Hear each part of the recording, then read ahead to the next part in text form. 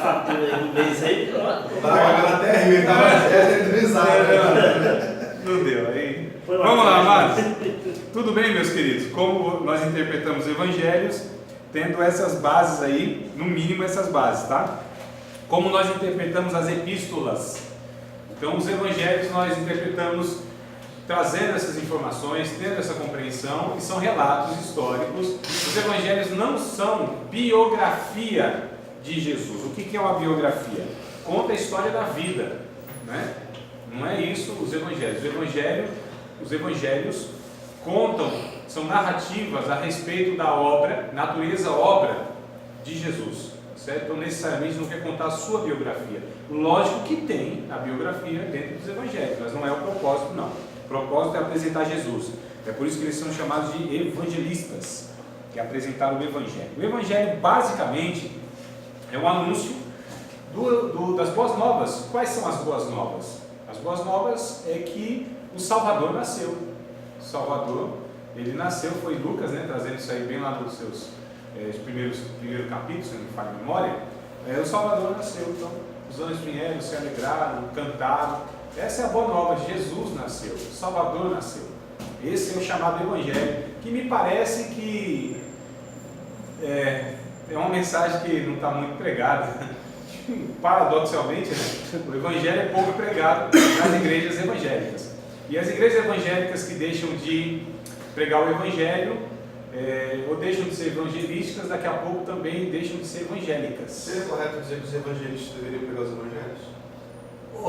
Mas é só o que eeles devem fazer. Eles não devem doutrinar. Eles não entendem. Os evangelistas não aconselham. Os evangelistas são evangelistas. Eles não são profetas. Os evangelistas exclusivamente, acho que o mais recente agora, um dos mais importantes de toda a história, inclusive o Billy Graham. Pega as mensagens de Billy Graham, só sobre Jesus, mais nada. Jesus, sua morte na cruz, Jesus, sua vida como vindo para salvar o homem. Apenas isso, não só tem um tema. O tema do evangelista é a morte de Jesus no lugar do pecador miserável que somos todos nós. Ponto final. Isso é a mensagem do evangelho. E o evangelista, ele se caracteriza justamente por ter essa mensagem. Não é? O pastor não é um evangelista. O doutor não é um evangelista.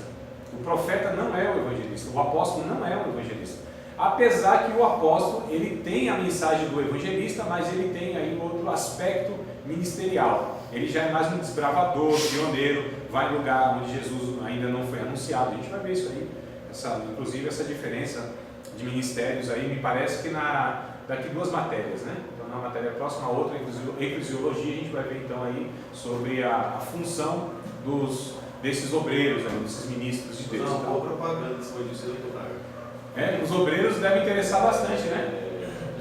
Dentro do que é ser apóstolo. Exato. Presbítero. Há um equívoco muito grande, mas nós vamos tratar isso aí. Nós vamos tratar isso aí daqui uns 2, 3 meses. Vamos lá então aqui, irmãos. Vamos lá. Você falou assim. Só um minuto, Diga, pode ficar à vontade, né? Você falou assim sobre os evangelistas só para falar de Jesus, sobre a morte de Cristo. No caso, só mostrar o valor do arrependimento, no caso, vamos dizer assim.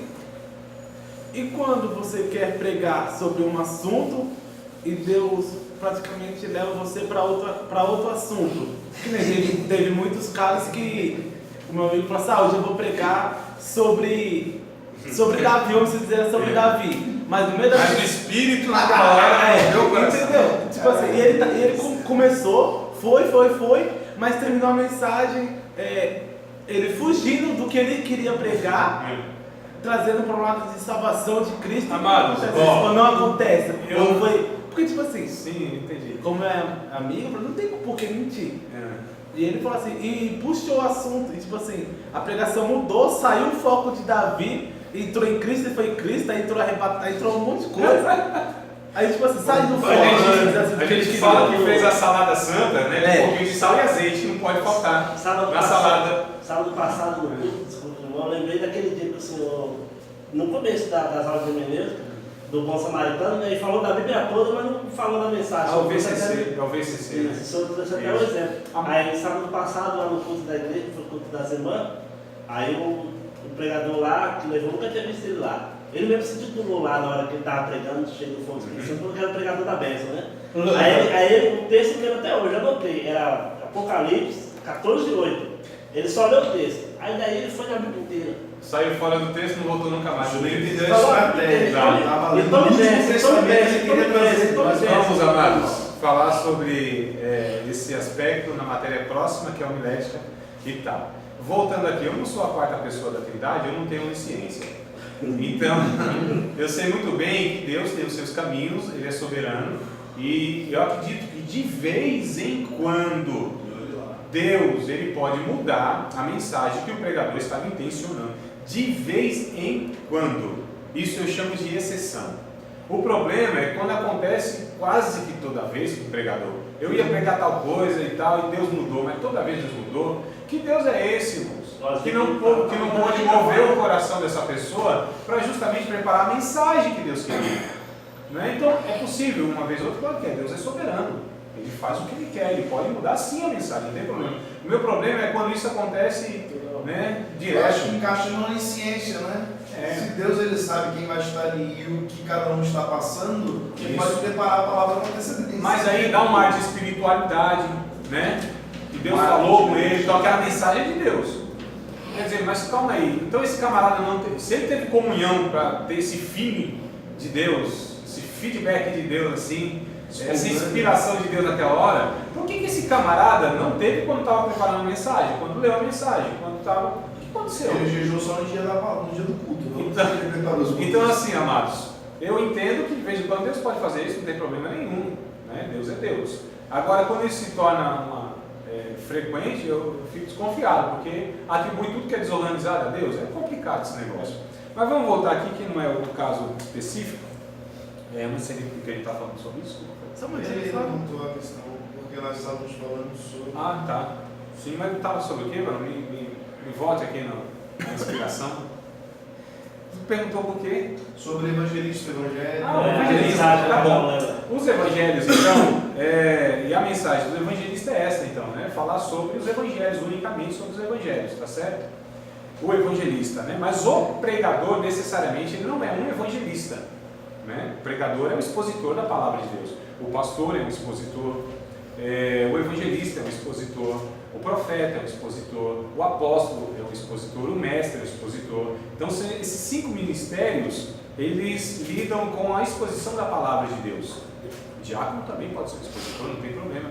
Tanto é que a gente viu lá 2 diáconos fantásticos, né? O Filipe e o Estevão, 2 diáconos assim que eu estou pregando 19 anos no Evangelho, nunca preguei uma mensagem daquele jeito lá, de Estevão. Vai conhecer essa história lá no Israel. Então vamos lá, irmão. Tudo bem, amados? Vamos ver como que a gente lida com as epístolas. As epístolas, então, são essas cartas, né? Epístola quer dizer carta. Essas cartas, não só de Paulo, mas de Pedro, de João e de Judas também, né? Paulo escreve aproximadamente 13 cartas. Hebreus é desconhecido, o autor. Tem gente que atribui a Paulo, mas eu digo que tem gente que é mais corajosa do que sábia, porque não há evidência nenhuma, né? De que Paulo escreveu, tá? Então, aí vem as 2 cartas de Pedro, a de Judas e o próprio Apocalipse, que embora não é classificado como gênero de carta, de epístola, tá certo? Mas aí a gente vai estudar a parte Apocalipse. Mas como se interpreta? Bom, irmãos, a maioria de nós, acredito eu, que quando vai ler a Bíblia, a maioria de nós, vocês me digam aí se eu estou errado, equivocado aqui na minha observação. Nós vamos ler a Bíblia querendo saber o que Deus quer falar comigo. Geralmente não é assim que a gente lida para a Bíblia, né? A gente quer saber o que Deus quer falar para a minha vida, comigo. Essa abordagem primária da Bíblia está equivocada. Nós não devemos ler a Bíblia assim. Nós devemos ler a Bíblia e principalmente as epístolas. Por que principalmente as epístolas? Porque as epístolas, elas são chamadas de documentos ocasionais. O que isso quer dizer? Que elas foram escritas em uma ocasião específica, na maioria das vezes para corrigir um erro doutrinário, para responder algumas perguntas que foram feitas. No caso de Paulo, a igreja de Corinto fez perguntas a Paulo. Paulo era o apóstolo, Paulo era o mentor daquela igreja, embora estivesse distante, mas era a pessoa que era responsável doutrinariamente, né? Era o mentor, era o pastor daquela igreja à distância. Então, perguntaram, Paulo, como que a gente lida com o casamento? Né? Se vocês virem lá o capítulo 7 de 1 Coríntios, por exemplo, são respostas, perguntas e respostas acerca do casamento. Então Paulo, ele vai dar orientações, no caso ali, a respeito daquela ocasião na cidade de Corinto, na situação que eles viviam. Então tem questões lá que são meramente culturais. E aí, se a gente olha para a Bíblia, né, por exemplo, a epístola de Paulo aos Coríntios, se a gente olha dizendo o que Deus quer falar comigo, muitas vezes a gente não compreende, não extrai ali de fato a mensagem que deve extrair. O que a gente deve fazer em todas as epístolas? Tentar descobrir o que Deus quis falar com aquele povo a quem foi endereçado, o que Paulo queria falar, o que Paulo estava tratando, por que Paulo estava respondendo. Era uma pergunta. Qual era a pergunta que foi feita? Então a pergunta que foi feita foi essa. Paulo estava respondendo isso. Por que Paulo respondeu isso? Por que Paulo disse que as mulheres lá, por exemplo, deveriam usar véu? Por quê, irmão? Qual é o sentido disso? Por que Paulo disse, recomendou, que os irmãos se cumprimentassem com o ósculo santo, um beijo? Por quê? Porque Paulo disse que as mulheres deveriam estar caladas na igreja. Será que isso, de fato, é aplicado para nós? Teve lá um sentido, então nós deveremos, em toda a parte da Bíblia, mas a gente está tratando aqui das epístolas, a gente tem que procurar o sentido. O que é o sentido? O sentido é o que o autor quis falar para aquele primeiro público, dentro de um contexto cultural, que deu ordens lá e recomendações que muitas vezes só dizia respeito a ele. O que Paulo falou em Corinto não falou aos romanos. Às vezes é um problema, justamente por a epístola ser situacional, naquela época, para aquela situação específica, para aquele povo específico, é um problema para ser aplicado no dia de hoje. Aí veja bem, aí se a gente olha já nesse sentido, então, porque tem igreja que comete esse erro, que as mulheres têm que usar véu.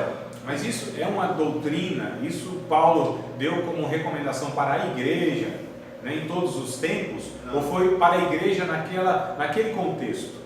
Paulo estava resolvendo então um problema situacional, como você falou, numa ocasião.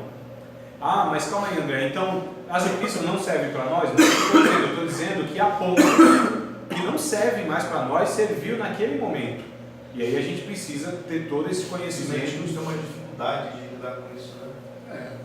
Você fala só os obreiros irmãos. O meu sogro ele é pastor das antigas, tradicionais. Infelizmente, pastor Wander, o que acontece? A teologia até hoje ainda é mal vista por muitas pessoas, e não, alguns jovens hoje, infelizmente, lógico, por conta debaixo de um jugo, por conta dessa perpetuação da ignorância, da fala, né? Então, assim, o estudo no meio evangélico, infelizmente, infelizmente, ele ainda é visto como algo assim a ser desprezado, a ser não espiritual. Né? Infelizmente, não só a indisposição para o estudo, mas há um ataque para quem estuda. Então, assim, a gente chama de um anti-intelectualismo. Então, você falou, não tudo é místico, tudo é espiritual, tudo é Deus, né? Não tem intervenção nenhuma humana, não se usa cérebro. Assim, você aceitou Jesus, pega o seu cérebro, deixa fora da igreja, deixa na gaveta e segue só com o coração. É aquela teologia assim, aquele culto que a gente chama assim, o culto que os irmãos chupam o dente, né? E vai embora. Arrepio, sensação e só isso. Não, irmão. A Bíblia, ela é um livro. Sendo um livro, tem argumentos, tem palavras. Essa capacidade gera um senso de julgamento crítico contra outras pessoas por causa de religiosidade. Então, essa é a questão. Não há só uma indisposição para o estudo, há um ataque para quem estuda, né? Infelizmente, a gente enfrenta ainda hoje, que eu acho isso um atraso, mas um atraso assim enorme da igreja evangélica no Brasil, principalmente a vertente pentecostal. Um atraso enorme. Tu quer dizer alguma coisa? Posso? Sobre como você está falando, não seria, porque infelizmente somos ensinados errados, e no caso, por não entender realmente o que a Bíblia fala, muitos quando pregam, vê espiritualidade onde não tem espiritualidade. Sim, bobagem. É isso de ponto e fala que tem anjo, que não tem anjo. Então acho que a falta do estudo faz com que entendemos os textos errados, passamos errados e até mesmo E aplicamos errados. Tá tudo errado. Irmão, ó, a gente tem uma frase que é assim, ó: a ignorância astravanca o progresso. A ignorância astravanca o progresso. Então deixa esse negócio pra lá que não tem jeito. É uma coisa que... Professor, Sim. vou pegar um exemplo assim. Jesus foi ao tanque do Betesda, um homem que estava lá sofrendo, Isso. toma a tua cama e anda. Certo? Sim. Morreu isso na Bíblia, né? Sim. Capítulo 5 de Hoje, João. hoje o pregador ele fala assim: irmão, toma a tua cama, irmão. Pega a sua cama e anda. Mas não dá uma aplicação prática, né? Não, mas eu digo assim, a Veio mensagem não é de- essa, Sim, né? não. A mensagem é um milagre que Jesus fez. Não tem nada a ver de o pessoal tomar a cama, vai ser curado agora. Na verdade, Não é uma nos dias... aplicação correta. Na verdade, Jesus diga. Na interpretação bíblica, é aí que eu estou falando. A gente está interpretando um milagre como algo prático para a vida. E não entende a mensagem lá no texto. Essa é a questão. Exato. Não, corretíssimo. Nós precisamos entender a mensagem do texto. Aquele momento, por exemplo, pegando esse exemplo que o senhor deu, capítulo 5 de João. Então, o que significou aquilo? O que Jesus queria ensinar com aquilo?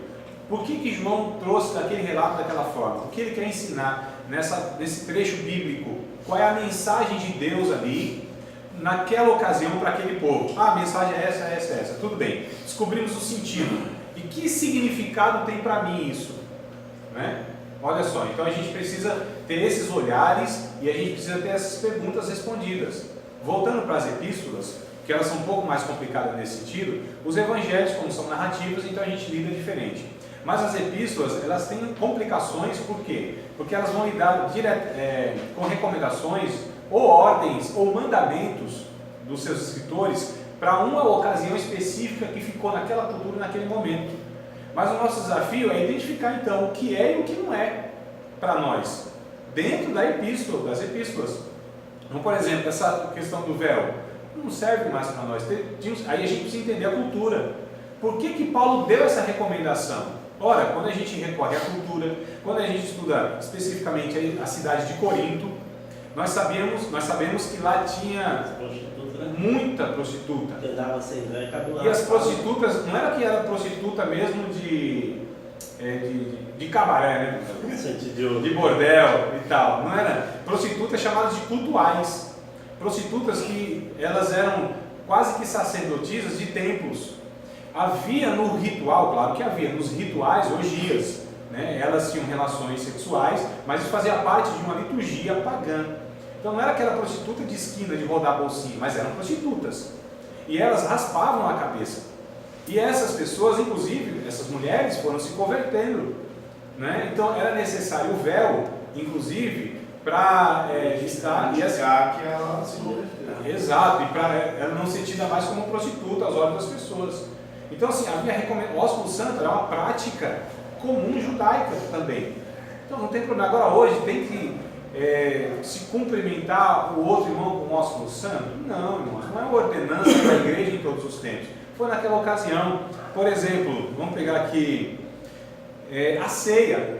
Pronto, a ceia. A ceia é outra complicaçãozinha que tem, porque se nós fôssemos pegar o pé da letra mesmo, a ceia teria que ser com um suco de uva mesmo, suco de uva. Maguari não podia.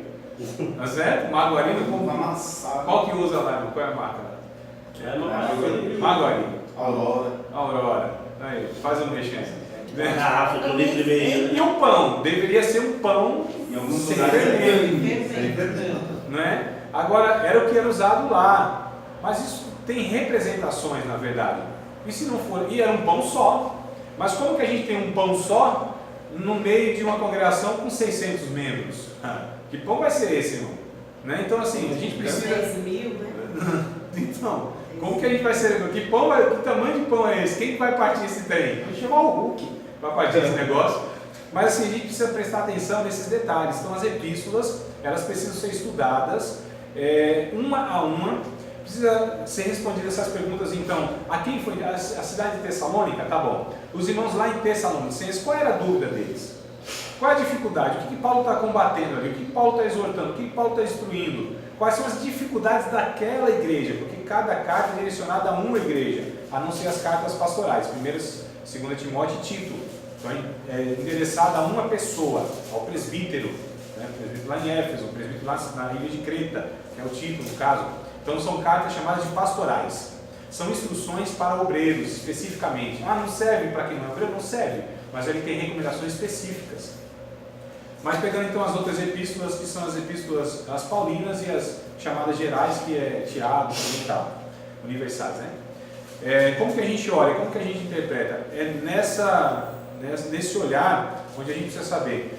Os irmãos em Tessalônica, eles desprezavam essa questão espiritual, mística, transcendental, dons e etc. Paulo disse, não despreze as profecias, olha, analise tudo, retenha o que, examinar tudo, né? Retenha o que é bem. Ao contrário, a igreja de Corinto supervalorizava os dons. Aí Paulo falou, opa, os dons não é tudo não. Os dons não é a essência do Evangelho. Os dons, dádiva, presente, ferramentas que Deus dá para que a igreja avance no âmbito espiritual. Mas o que importa é o amor. Né? O que Paulo está combatendo lá em Gálatas? O chamado, os judaizantes, os legalistas. Olha só a coisa interessante. Então aqueles que estavam constrangendo a igreja a voltar de novo à prática do judaísmo, a guardar dias, a guardar rituais, a terem alimentação, circuncisão, são práticas, né, que então Paulo estava combatendo todas essas questões. Hoje é necessário, porque há essas mesmas falsas doutrinas, irmãos, permeando aí nas igrejas. Nós vemos no Brasil hoje a chamada judaização da igreja, que não é um negócio assim, não é fácil, né? Então trazem elementos da religião judaica para dentro do evangelho, irmãos. A igreja cristã evangélica não tem nada a ver com judaísmos. Teve uma ruptura lá em Atos dos Apóstolos. Teve o primeiro concílio, né? Como chama os assembleanos, primeiro convenção. Primeira convenção, né? Vou atrás disso. A primeira convenção da igreja foi em Atos, irmãos, capítulo número 15. Reuniu o que são as convenções, no caso, né? Ou os congressos, ou o nome que queira dar. O que são? São concílios, né? São ajuntamento da igreja, liderança, etc., para resolver algumas questões doutrinárias, por exemplo. Então foi decidido lá, quer dizer, foi decidido, mas teve lá a complicação, porque Paulo dizia uma coisa, Barnabé dizia outra coisa, João dizia outra coisa, e aí Tiago veio lá com a palavra de Deus, a palavra de sabedoria, o dom da sabedoria, né, foi manifestado lá em Tiago, e disse, não, olha, faz o seguinte, vamos deixar, porque a questão é, mas esses cristãos que estão se convertendo então ao Evangelho, eles guardam ou não a lei de Moisés? Precisa se circuncidar? Né? Precisa guardar o sábado? Não, calma aí, pareceu bem a nós e ao Espírito Santo não impor mais encargo nenhum aos gentios, que eles se abstenham da prostituição, da carne sacrificada, do sangue. Fazendo isso, vai bem, bora tocar o barco, né? Então a gente percebe que essa questão da judaização, ela foi, no princípio da igreja, ela foi combatida por Paulo, e hoje é a necessidade também, porque a gente percebe que a igreja evangélica, quando a gente vai ver o pastor, nossa, parece quase como um judeu, usando talit, kippah, né, barbona, arca da aliança, como peça de decoração. Eu acho lindo, eu acho bonito, não tem problema nenhum, bandeirona de Israel, a estrela lá de 5 pontos de Davi, coisa linda, decoração. Mas quando você dá significado a essas coisas, que não tem, quando você quer trazer isso como símbolos que havia somente para Israel, é complicado, porque a gente vai judaizando a igreja, e justamente a igreja fez essa ruptura. Diga aí, mano. No caso do sábado aí, por exemplo, a gente está falando aqui, muita gente sabe também que não precisa guardar, né? É o tipo de coisa que a igreja rompeu. E no caso de quem opta por guardar, está errado? Está pecando? É uma heresia. No caso do sábado adventista, né? Ela preza muito isso. O sábado. Veja bem, como de repente um dia que você queira reservar para se dedicar mais a Deus, uma leitura bíblica, um estudo, uma oração, que você queira reunir a igreja, inclusive, não tem problema, sábado, domingo, segunda, qualquer dia. O problema é quando coloca isso como um peso, né, que ele não tem, obrigação de como sendo algo estabelecido doutrinariamente pelo Novo Testamento. Aí é complicado, porque quando você quer guardar o sábado, nessa forma judaica, então você está fazendo o quê? Invalidando, na verdade, o novo concerto. Paulo diz isso claramente em Gálatas, em Colossenses também ele diz isso aí.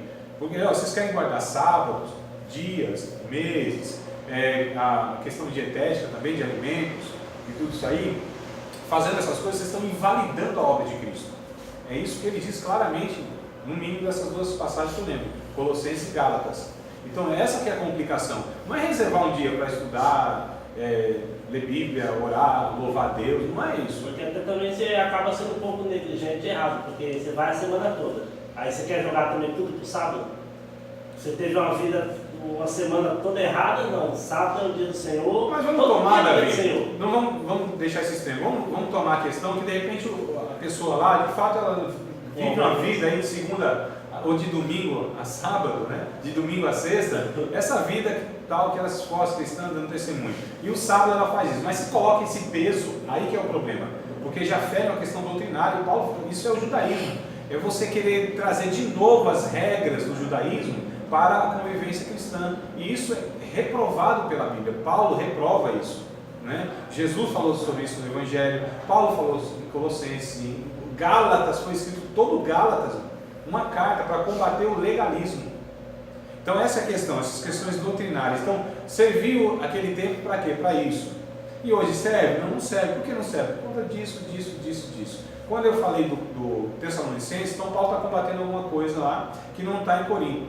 Quando Paulo fala aos Filipenses, está falando, mas apesar que em Filipenses, Colossenses são cartas chamadas de circulares, né? Ela lida nas igrejas, essas cartas.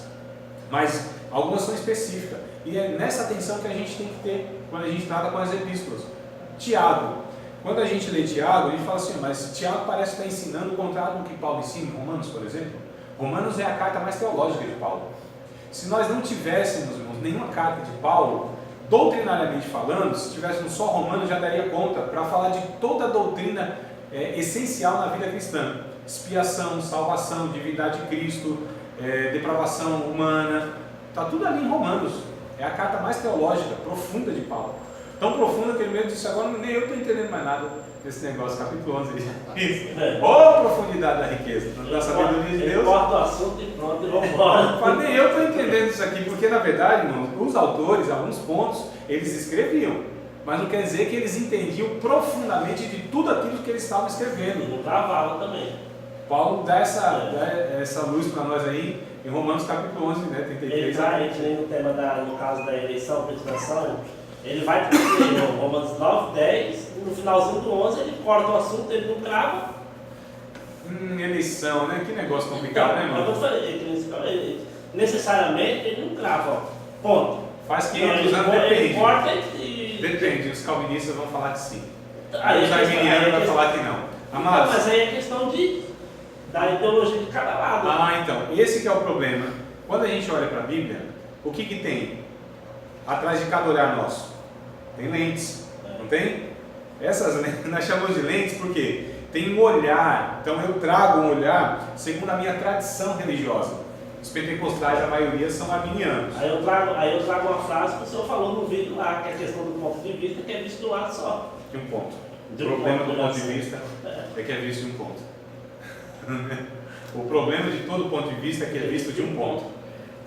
O arminiano vem pelo ponto de vista dele, o calvinista vem pelo ponto de vista Do dele. olhar de Armínio. Então, assim, a teologia, amados, ela é complexa quando você cegamente segue uma linha de raciocínio, né?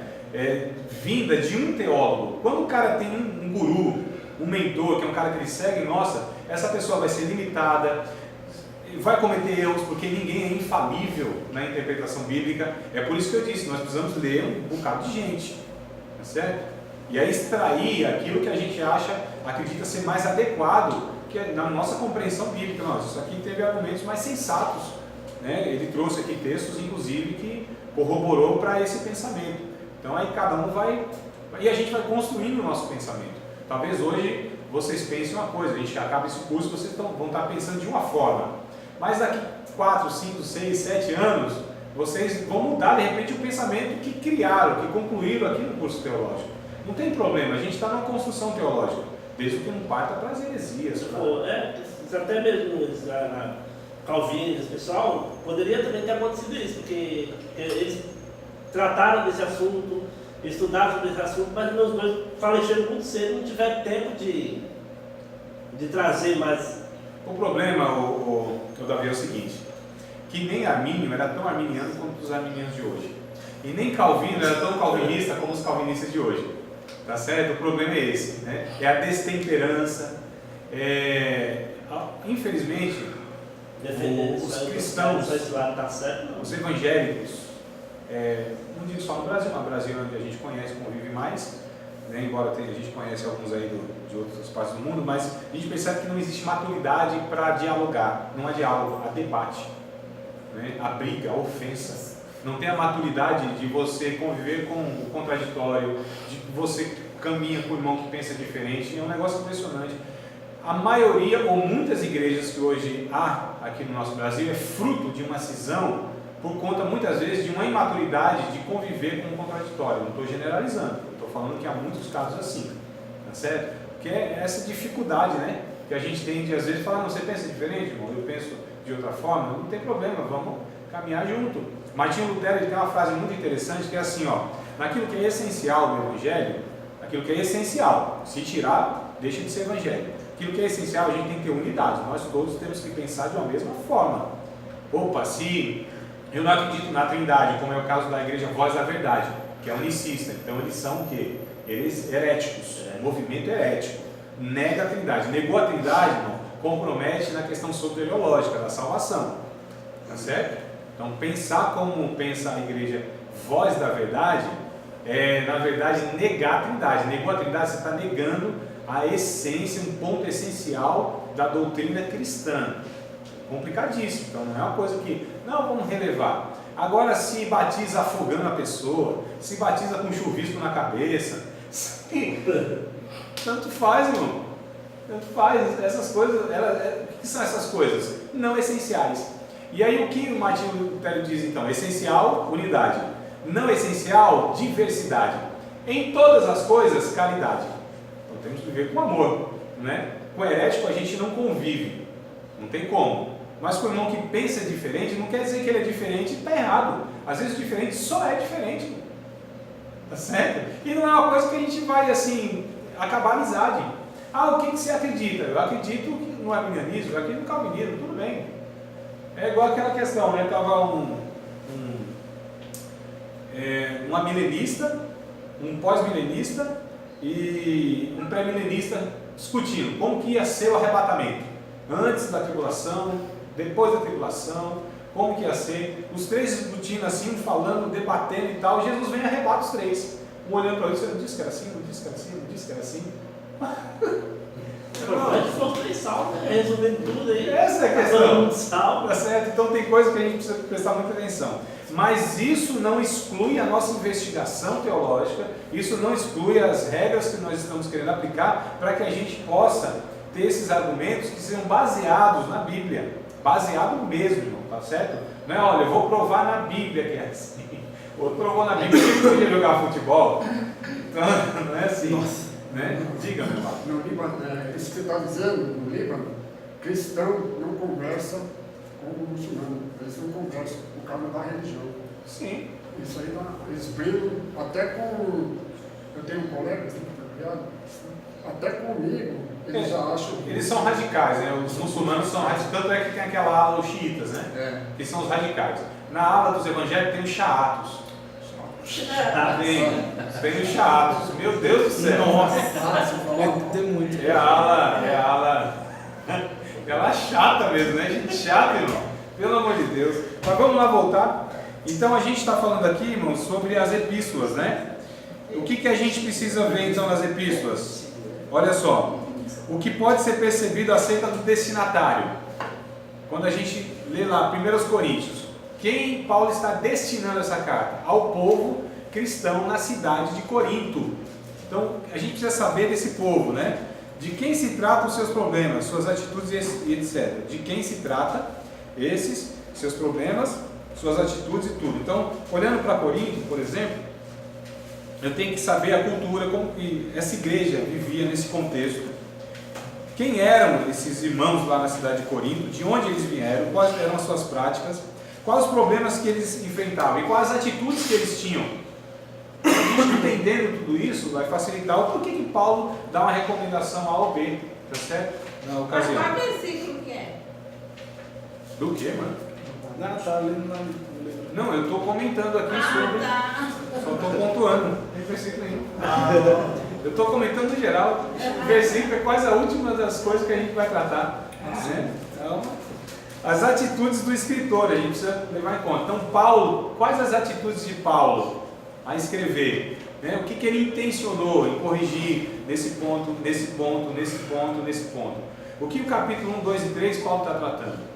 O que o capítulo 4 de 1 Coríntios Paulo está tratando? O que o capítulo 5 Paulo está enfrentando? Qual a recomendação que ele dá? Por que ele diz que tinha que disciplinar o tal camarada lá? Por que a igreja não estava disciplinando e tolerando uma pessoa que tinha relação sexual com a sua própria mãe? Está lá, 1 Coríntios.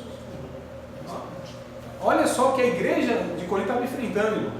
Essa igreja que nós não vemos em todo o Novo Testamento, uma comunidade que experimentava tantos dons espirituais. O culto lá era o culto pentecostal. Pense no culto pentecostal, onde tinha profecias, variedade de línguas, interpretação de línguas, dons de curar, tinha milagres, era um negócio fenomenal, gente ressuscitando, né, que era o dom de milagre, e dom de fé, dom de sabedoria da palavra, dom da ciência da palavra. Nossa, era o culto onde o fogo caía.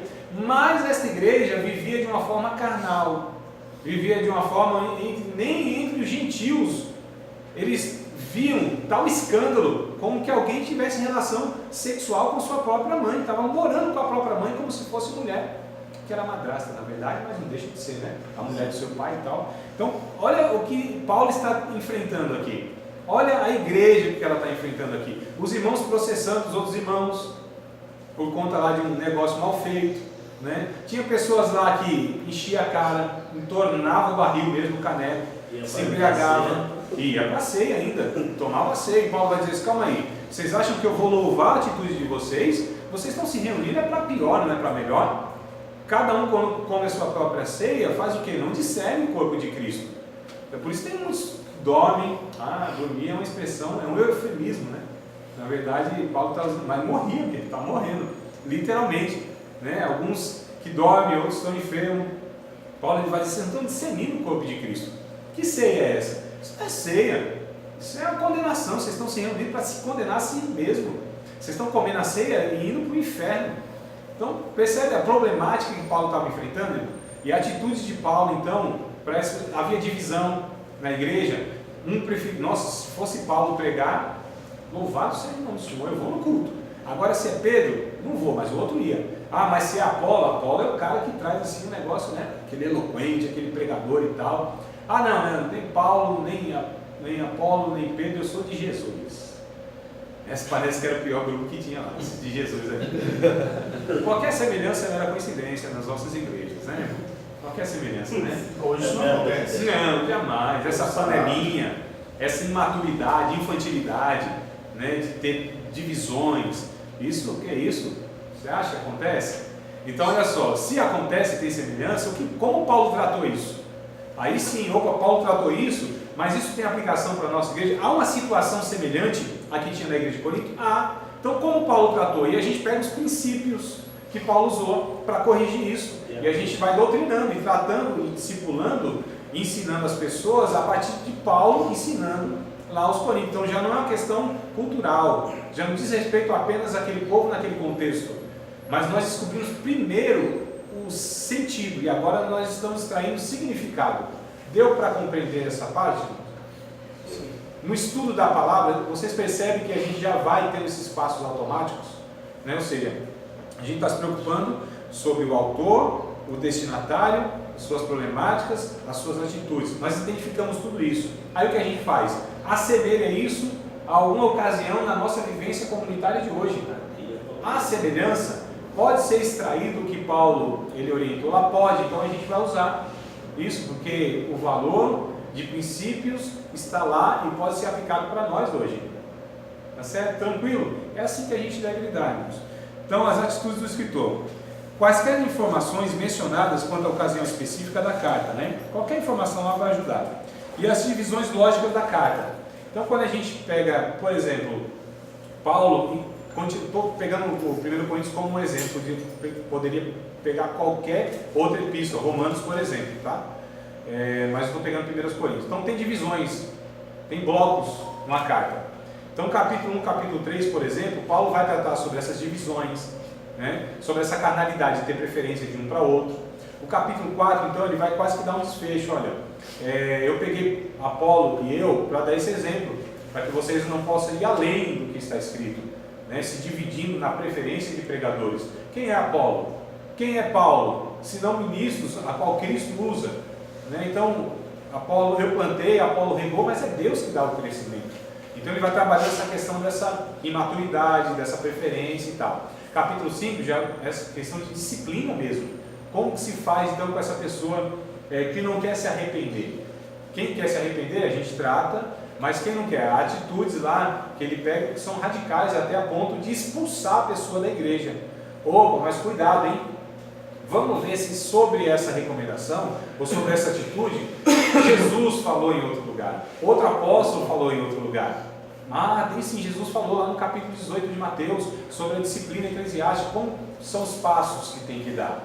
Opa, se o irmão vem e me ofende de alguma maneira, eu vou até ele, tento conversar. Se ele aceitou, vem eu, meu irmão, acabou a conversa ali. Mas se ele não aceitou, pega mais 2 ou 3 testemunhas. Regra, né? Não se julga. Hoje, para você constituir uma igreja, você tem que ter regras de exclusão. Isso. Não tem como. Não tem jeito. A exclusão ela é permitida ainda, doutor? Sim. Dentro do cenário Sim. Tem que ter. O jurídico ou o eclesiástico? eclesiástico. Não, são jurídicos. Jurídico. Tem que ter exclusão. Porque na verdade, irmãos, vamos pegar, a gente pega até o suporte jurídico daqui a pouco, aproveitando aí que não é todo dia que a gente tem assim uma pessoa da sua envergadura na classe, não é jogando confete não. Eu? Eu vou estar todo dia. Todo sábado estou aí. Não, mas eu não tenho esse privilégio em outras turmas, irmão Antônio, entendeu? Meu privilégio é só aqui, o irmão Cristiano, né? São 2 pessoas aí que a maioria sabe que é da área jurídica, né? Então tem esse conhecimento aí que contribui para nós aí na compreensão. Mas a questão eclesiástica. Então na questão eclesiástica, a gente percebe que existe passos de disciplina. E a disciplina que tanto Jesus quanto Paulo vai tratar, tem que ser a mesma, não tem como, pode ter contradição, é uma disciplina que tem que levar, o escritor de Hebreus inclusive também fala isso em outras passagens que eu não me recordo, mas vai tratar dessa questão do que é disciplina, porque a igreja hoje entende disciplina de um negócio totalmente diferente. Disciplina é vingança, é castigo, não é? A gente trata disciplina como quase uma punição, na verdade. E a Bíblia trata a disciplina como levar a pessoa a voltar ao caminho. É o chamado discipulado. Disciplina vem de discipulado. Então, quando a gente disciplina uma pessoa, a gente discipula aquela pessoa. Viu o ponto que ela caiu, o porquê que ela caiu e como que a gente vai redirecioná-la a Cristo. Então, isso é disciplina bíblica e eclesiástica. Tá certo? Não há exposição, não há punição, não há vingança, não há retaliação, não há nada disso. Paulo vai dizer em Gálatas, inclusive capítulo 6, quando você vê algum irmão surpreendido em alguma ofensa, cuidado, vá com calma, né? Encaminhe o tal. Essa palavra encaminhar é a atitude do pescador após a pesca, olha a etimologia da palavra, após a pesca, quando ele traz a rede lá, a tarrafa, né? E ele vê que a rede ela tá prejudicada. E o que é o encaminhar? Seria eu consertar essa rede, eu reparar, restaurar essa rede. Então encaminhar e tal, restaure essa pessoa. E cuidado, hein? Para que você também não seja surpreendido na mesma ofensa. Levai as cargas uns dos outros. Percebe o que a Bíblia tem aí? A gente partiu de Paulo, a gente foi para Jesus, foi em Gálatas. Então a gente vai fazendo essa peregrinação dos textos bíblicos no mesmo tema, que é doutrina. Mas eu parti lá e eu não interpreto apenas Coríntios, 1 Coríntios, por exemplo, só em Coríntios. Eu vou pegando onde tem na Bíblia, aí esse ensino, para que a gente reforce. Porque quem tem um versículo para apoiar a doutrina, não tem nenhum. É muito arriscado. Não há um mínimo, mas a gente precisa ter mais de uma passagem. É bom. Tem casos que de repente não vai ter, mas na maioria dos casos tem sim. Na boca de Jesus, na boca de outro profeta, de um apóstolo, de alguém, vai ter lá que reforce, né, que ratifique aí essa doutrina. Porque apoiar a doutrina apenas no versículo é arriscado. Não estou dizendo que não há nenhuma dessas ocasiões. Ah, mas é exceção. Diga aí. Eu estava conversando com um pastor, ele citou as leis de disciplina sobre isso, e eu falei que eu sou muito contra você tirar a pessoa do louvor, tirar a pessoa da oportunidade de fazer a obra, excluir, deixar de lado. Aí ele falou assim para mim, mas isso é para que ela possa, como é que eu dizer, pagar o preço pelo pecado. Aí ele falou para mim, aí eu falei assim, mas Cristo quando morreu na cruz, não já pagou o preço pelo pecado? Não, mas a pessoa tem que sentir na pele que ela errou para ela não fazer mais. Tem que punir, né? Então, tem que punir. Eu falei assim, mas calma aí, a consequência do pecado dela, que vai vir, já não serve como uma punição? No caso, a tristeza, a angústia, o afastamento do Espírito Santo.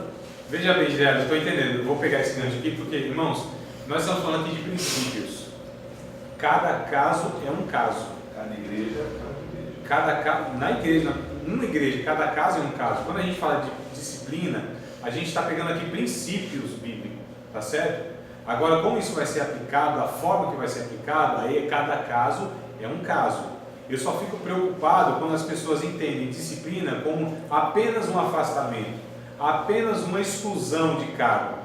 Coloca lá 3 meses, como se os 3 meses fosse suficiente e a pessoa ficou ela é apta para retornar. Não foi discipulada, não foi reparada, não foi nem muitas vezes identificado, porque a pessoa vai cair naquilo de novo. A pessoa não foi tratada no caráter. Restitui essa pessoa sem tratá-la, achando que os 3, isso é quase que... E às vezes esquecida lá, né? Muitas vezes, mas isso é quase que uma questão jurídica que impõe apenas o tempo da pena. Né? Então a questão jurídica não leva em conta a reparação, a regeneração, só impõe a punição pelo tempo. Então o que lá o artigo tal diz para esse crime aqui? 3 anos e 5 meses. 3 anos e 5 meses, cumpriu, solta o camarada. Mas soltou, só um momentinho para concluir aqui. Solta o camarada. Então mais ou menos a disciplina eclesiástica tem sido quase como uma pena, né? Como uma pena jurídica. É tempo, e o tempo é suficiente. Não, amados, não é isso que a Bíblia ensina. Cada caso é um caso. Eu estou aqui apresentando, não é uma regra para todos os casos, mas são princípios para que sejam aplicados, e aí vai ter que ter sensibilidade, cada um vai ser uma pessoa, tem uma história, tem uma ocasião, tem uma circunstância, como que se deu aquilo. Tá certo? Agora o princípio essa pessoa precisa ser, não é punida, não é excluída, é tratada, é discipulada, é cuidada, é restaurada, é restituída à comunhão. Ao arrependimento, né? Que a confissão já veio. Mas o que a gente está fazendo? A gente está fazendo o quê? A gente está pegando o princípio bíblico. Agora, como cada um vai aplicar, cada situação é uma situação. O princípio não muda, a aplicação muda. Coisa interessante, só falando aqui a gente encerra, mas se tiver alguma coisa que você falar rapidinho, se não der para responder, deixa para a próxima aula. Deixa eu só concluir. Segura, Segura a profecia. Só para a gente perceber, não é para pensar, tá bom? Você não precisa concordar comigo, mas é para pensar. Essa questão dessa exclusão, deixa de tomar ceia. Eu fico preocupado com essas atitudes em todos os casos, né? Para uma pessoa arrependida, a gente está punindo uma pessoa que já se arrependeu, é complicado isso. Eu tenho filho, imagina só o meu filho não vou nem pegar o menorzinho de 20 e poucos dias, mas um de 11 anos. Aí ele cometeu lá um delito, segundo os meus olhos, né? Fez lá teve lá uma contravenção, né? Transgrediu a lei do papai. E aí eu falo, 3 meses sem comer, sem beber. O menino já está ruim porque errou. Ele já tem uma falha no seu caráter que deveria ser corrigido. Como que eu vou corrigir isso? Privando ele de se alimentar. O que vai acontecer com esse menino? Morrer, irmãos. Mas ele se arrependeu, ele entendeu. O que eu preciso agora? Encaminhá-lo, caminhar com ele, ajudá-lo. Filho, caminha comigo, é assim. Papai vai te ensinar como que é o negócio. Conta comigo aqui. Estou aqui para te apoiar. Corrigi o erro, apontei o erro, mostrei para ele, ele reconheceu, se arrependeu, e ainda eu vou falar 3 meses sem comer? É um negócio meio estranho, né? Diga rapidinho, se não vai responder. Hã? Respondeu, tá pronto. Vamos orar a Deus. Mas você sabe que quando eu vou pagar uma conta, eu não pago naquele dia, eu vou pagar no dia seguinte, é um dia.